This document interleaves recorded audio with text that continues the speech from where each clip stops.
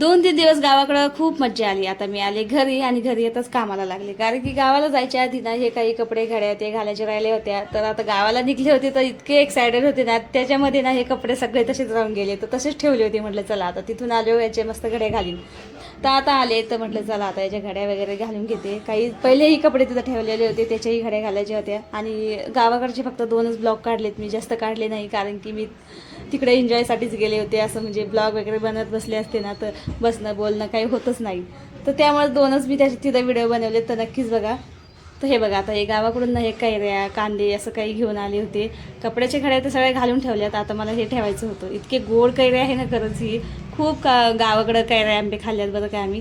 सगळे काही व्हिडिओ मी म्हणजे टाकणार आहे याच्यामध्ये, नक्की बघा. तर एवढे मोठे कांदे दिलेत आईना, त्या कैऱ्या माझ्या बहिणीनं दिल्यात.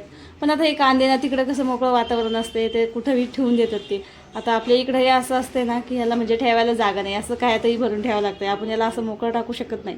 तिकडं ना असं त्यांची बाहेर स्वयंपाकाचं वगैरे असते ना, तिथंच ते मोकळे कांदे वगैरे टाकून देत आहे. तर मी याच्यामध्येच भरून ठेवले. आणि आता या कैऱ्या मला पिकू घालायच्या होत्या, कारण की म्हणजे पिकायलाच आलेल्या आहेत त्या थोड्या थोड्या. इतके आंबे वगैरे खाल्लेत नाही मी तिथं. आणि मोठा ब्लॉग लवकरच टाकणार आहे, तोही बघा. गावाकडची खूप मज्जा आहे, कुठं गेलो आहे फिरायला, काय गेलो आहे, सगळं काही आहे.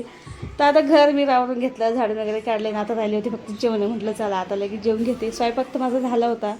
मटकीची भाजी बनवली होती मस्त. इथं कांदा लिंबू आणि कैरी घेतली होती खायला.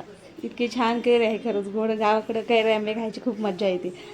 तर चला मी मोठा ब्लॉगही लवकरच टाकणार आहे, तोही बघा. आवडला असेल तर नक्कीच लाईक आणि सबस्क्राईब करा. व्हिडिओ कसा वाटला तोही सांगा. आणि चला मग आपण आता पुढच्या व्हिडिओमध्ये भेटूया. आणि गावाकडचा ब्लॉग बघायला विसरू नका, कारण की खूप छान आहे. आणि मी कुठे गेले कुठं नाही सगळं म्हणजे तिकडलं गावाकडचं वातावरण सगळं काही त्याच्यामध्ये आहे, तुम्हालाही दिसेल.